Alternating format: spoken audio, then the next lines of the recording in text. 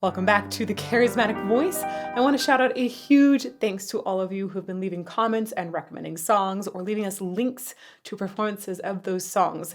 Your comments led me to this performance of Nine Inch Nails, and it looks like there is an entire remastered concert of them performing at Woodstock, which makes me feel like I just landed a jackpot. So thank you very much. Let's get to it.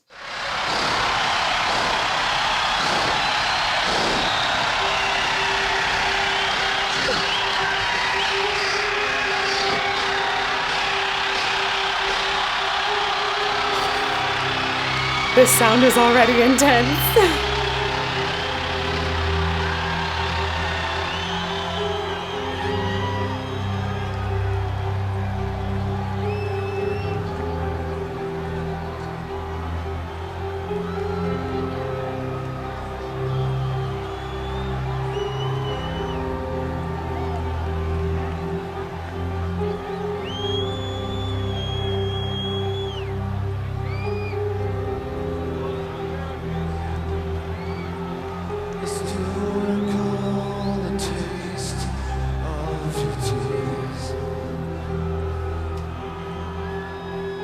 Echoing your voice just like the ringing in my ears. But favorite dreams of you still wash ashore, scraping through my head till I don't wanna sleep anymore. I have so many chills right now. This entire performance, the whole ambiance that they set up here is intense. It feels kind of scary. They're covered in mud, which is probably really, really bad for the keyboard, but it's totally fine for the voice. So hey, the way that Trent Reznor is coming in and out of the forward and back of the mix is fascinating to me. He's a mastermind. He's worked on so many incredible projects and so many different facilities as well. The more I read about Trent Reznor, the more I am blown away by his lifetime. So when I hear him moving and sometimes being further from the mic and getting closer, it feels like he's doing it very intentionally to create this eerie atmosphere where sometimes the voice is harder to hear and then sometimes it's like right up in your ear. It's really intense. Also, there's some sort of crazy sound that he was making up with, like a F going into a rolled R. I don't know what that was, but I was like, okay, yeah, I'm in it. I'm into it.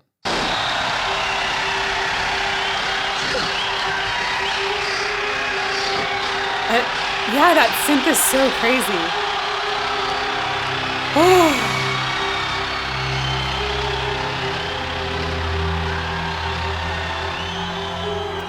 Fascinated by the posture overall. Like the band members just appear broken before you even hear him sing. It's like zombies.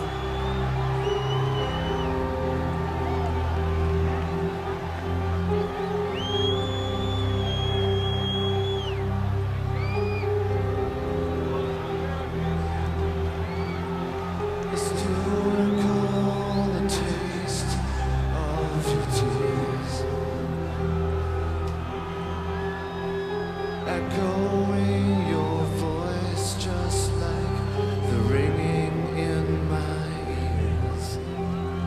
But favorite dreams of you still wash ashore.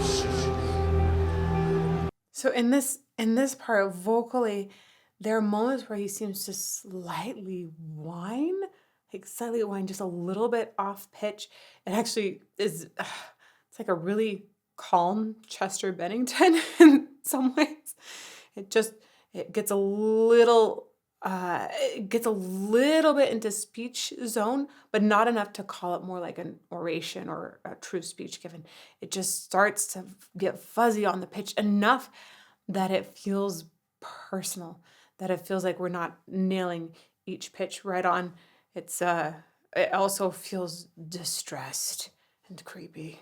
You still wash ashore, scraping through my head till I don't wanna sleep. He used an inhale there as an extra sound. That was really cool. Oh my gosh. I love the way he was pouring his hands across his face too. Wait. Right there, he went sleep. And actually made that inhale louder. I remember from the last performance I analyzed, he uses different sounds other than just vocal fold sounds so much in his overall performance. He's just I feel always in a producer brain that's taking into consideration all of the possible sounds that could be made. It's like he's able to bring elements of vocal percussion essentially into his singing.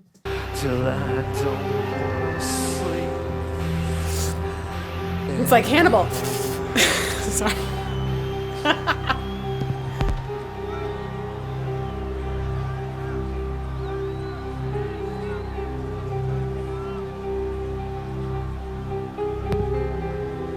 So gloomy. This all go away. This all go away. I'm down to just one thing. I'm starting to scare myself. You make this all go away.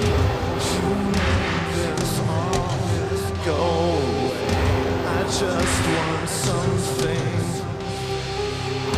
I just want something I can never have. This combination of different sounds is, I've already used the word brilliant. Did I say genius yet? Mastermind? Okay. I need to find more words like this to convey how impressive it is. Genius. I'm going to stick with genius right now. I think it's genius because of the way that it's combining things I don't believe were previously combined as much. And the synth is soft and spooky, right? And then you have something that sounds like dragging boxes across the garage floor.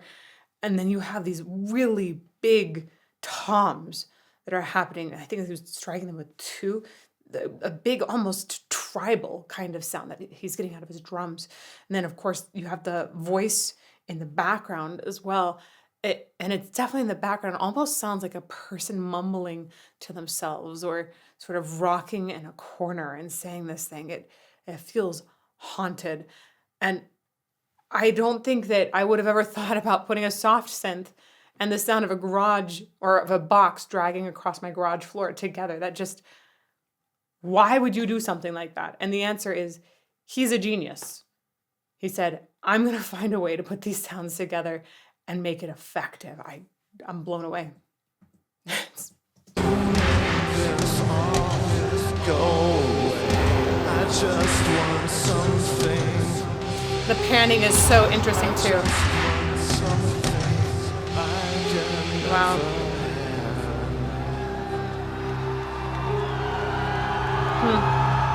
By the way, I think that this kind of music especially, some music more than other types of music, really merit good listening devices. This one, because of how detailed and how well balanced all of these sounds are, I think it is worth listening to it in a great pair of cans, which means headphones. I always think it's so funny. Cans? Really? You're going to put cans on your ear? Yeah, headphones. And I have a ton of suggestions. I'll link to Sweetwater in the About section. I love these ones. I love Bear Dynamics. It's like, I love those. I love having open-backed headphones because there's less pressure on my ear. I like having more spaciousness in my sound as well. But I've also used closed backs in so many different situations and a couple of different brands I really like at different price points too. Doesn't have to break the bank. And if you are like, no, I want like the best stuff out there, cool. I'll link you to a really cool headphone amp too. Monitors, also amazing. Obviously, I can't do that when I'm recording for YouTube, but I'll link some there as well. So y'all, it's worth it to really invest in your listening gear.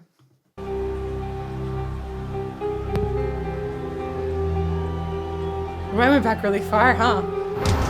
Oh, not that far. Oh. Like, that industrial sound in there has so many layers to the sound. It's a great sound.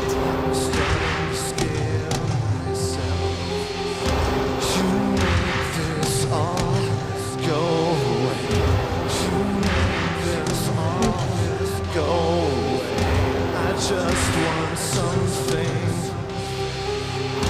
I just want something I can never have. His vocals straight up sound tormented. And like I mentioned, like if there was a person in that garage who was curled up in a ball and like half singing a song to themselves, like they belonged in an asylum, like that's what I'm hearing here. Wow. You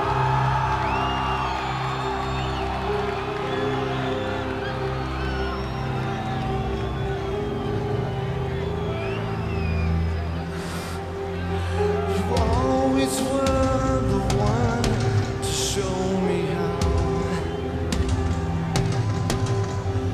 Back then I couldn't do the things that I can do now. This thing is slowly taking me apart. Dre would be gone if I had a heart. Come on, tell me you make this all go away. You make this all go away. I'm down to just one thing. I'm starting to scare myself.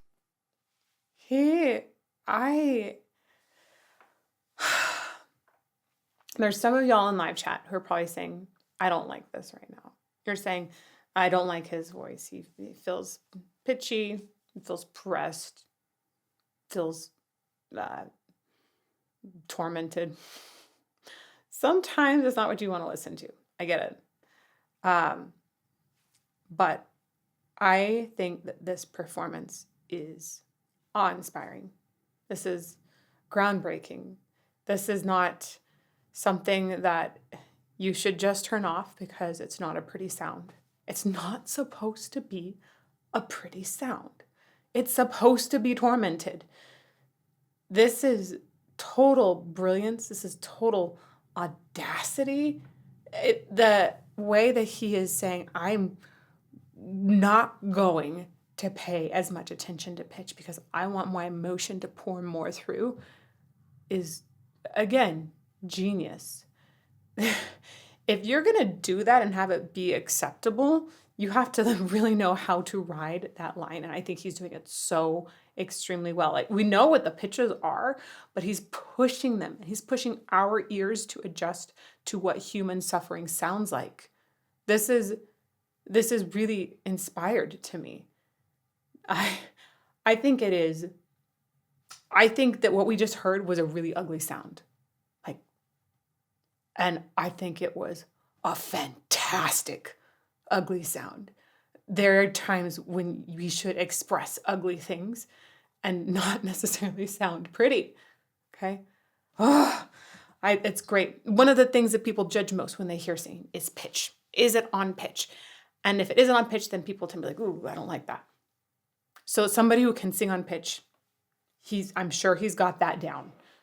For them to say, no, I'm going to push your ears to accept me pushing the pitch around. Oh, it's great to hear and terrifying. I want to go back further than that. This whole section.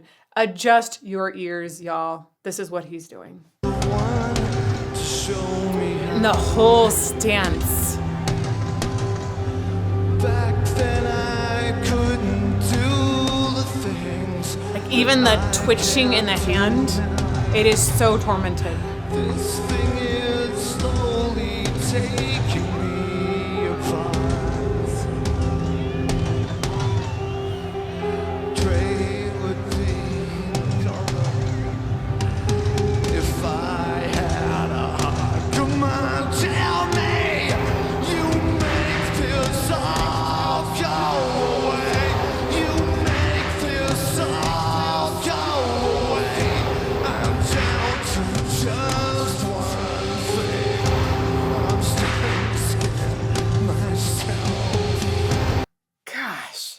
Okay, let's add a little bit more to this, right? Not only do people tend to like straight on pitch sounds, they also tend to like more clear sounds. They feel this is prettier, right? And once we start to get into lots of distortion in the voice, we associate that with monsters, right?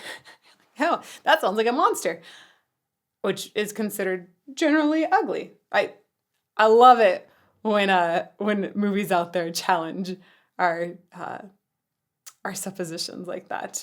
Things like Monsters Inc. Like monsters can be fluffy and sweet, but general assumption of a human is going to be that a monster sound ugly, and they relate this sound as it's getting more and more distorted, more and more primal. It's starting to take on these really jagged edges. Right, it starts to feel rugged. Right, we're dragging ourselves through the mud at this point. There's gravel in it.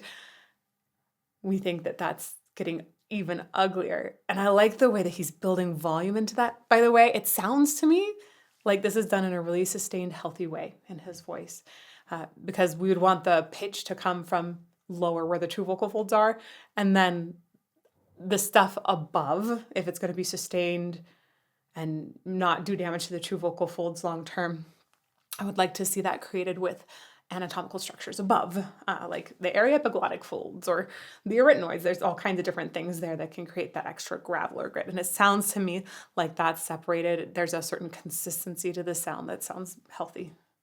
I'm still scared myself. You make this all go away. You make this all go away. I just want something. I just want something I can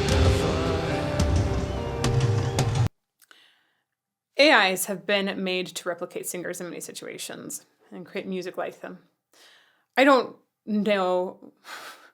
I feel like when it comes to replicating singers, there are going to be some that are easy to replicate, some sounds that will happen and be okay. Trent Reznor's sound,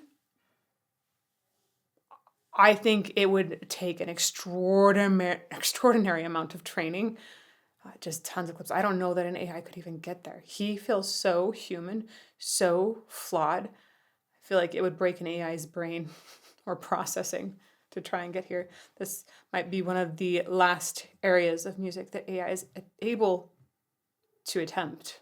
I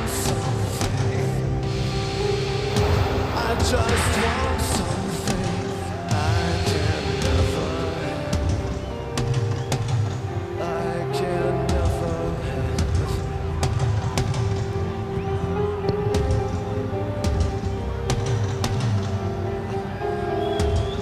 Gosh, it's so drawn out.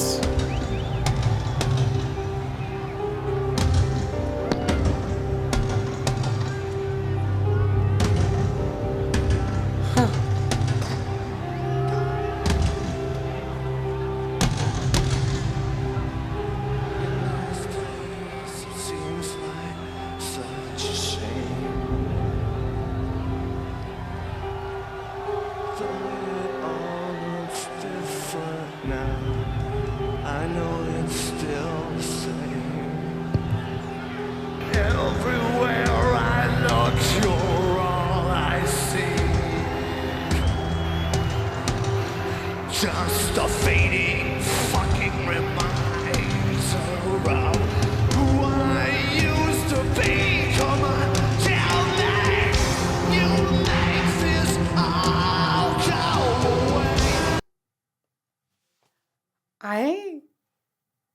I think that this is one of the most brilliant performances I have seen in such a long time. The way that the phrasing and the musicality is really drawn out, it feels like somebody is just slowly bleeding out. Feels like he's crawling through mud. I love the mud on stage. I don't think that they've done that very often. I don't think bands do that very often, period. It might be because it's probably really, really hard to get out of some of those instruments that might have ruined the keyboard, not to mention the microphones. Ooh. but it all works together. And this just, I'm going to be thinking about this for years and years and years. Right, this is the band that wrote Hurt, and Johnny Cash's performance is actually the one that I've continued to think about for years and years and years. There's so much impressiveness to the songwriting, and then this performance, you combine, this is some sort of wicked magic. Maybe it's like necromancer magic here, right? Even I hate playing necromancers, by the way. If you guys ever see me playing Diablo, I will not be playing a necromancer. I'm usually a monk. That being said, maybe it's a witch doctor thing. It's just, this is amazing. I'm going to go back a little more.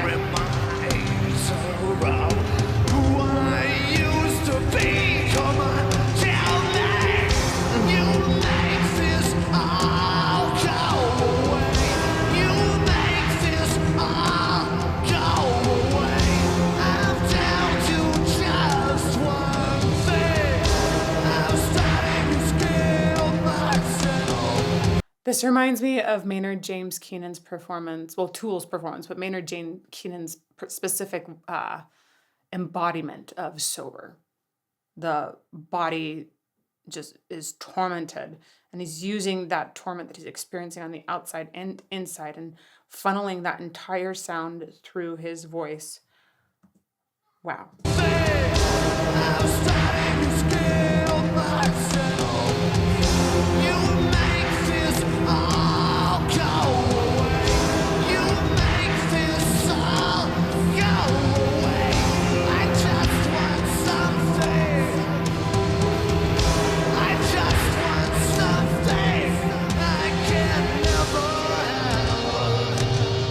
You know, if this was even 3 years ago, I don't know if I would have been able to understand and like this performance. Big thank you to everybody who's taken me down this rock metal rabbit hole, especially to harsh vocals, which I am so intrigued by and so fascinated by how that can be used as another mode of vocal expression. So much so that I am literally conducting research on this. It's entirely possible that I'll be a published researcher by the time this gets out. And if it's not then, it will be very soon. And this is the way he's using his voice and bringing in different abrasive elements. It's not something that's necessarily hurting his voice. And I think that's why it would have maybe not been okay with me inside several years ago. But now when I hear him add those sounds, I know that he can make these sounds in a healthy way. Sometimes people won't. Sometimes people get so wrapped up emotionally in it and will not have practiced making those sounds, so that when their emotions get in, they might try and make them in a way that's not healthy, especially. But if they've practiced, if they've found the anatomy that can make this in a healthy way, what he's doing, it sounds tormented, and it can be a real communication of tormented feelings, but it doesn't have to destroy the vocal folds. It's partly for that I think this is so amazing.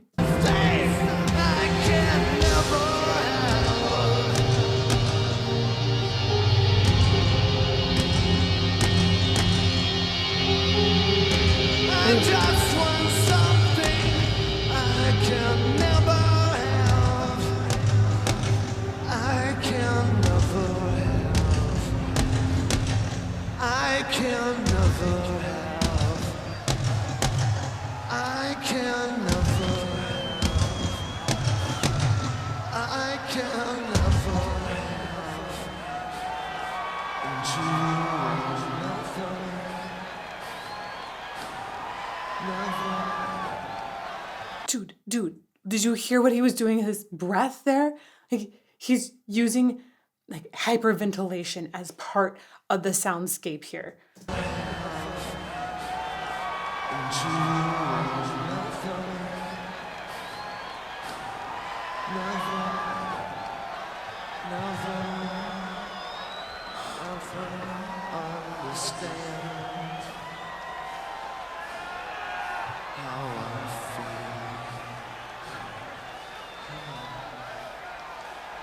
Oh my And thanks for like visiting.